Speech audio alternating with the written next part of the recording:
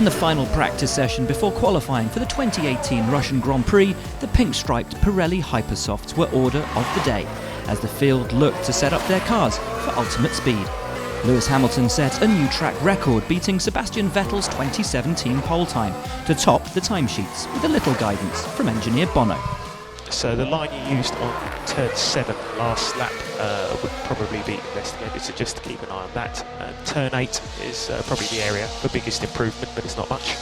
Mercedes teammate Valtteri Bottas, who is the only driver to have started every Grand Prix in Sochi in the top 3, was second fastest, ahead of both Ferraris. Charles Leclerc, buoyed by his signing for Ferrari next season, was only a second and a half from the fastest time throughout, even as the times tumbled. A solid P7 behind the two Red Bulls, which will start from the back of the grid, puts Sauber ahead of Force India, Haas and Renault in that midfield battle. It was a high-traffic session as fast-running drivers met those bedding their Hypersofts in. Don't know which McLaren was, but it just didn't move up the way.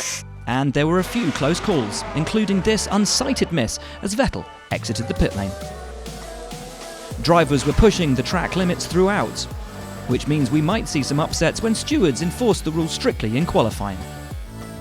Both Ferraris were on stands in the garage for much of the session, and Vettel was left pushing his car back to the garage when the flag fell at the end of the session, just seconds too late at the pit lane traffic lights to put one last lap in.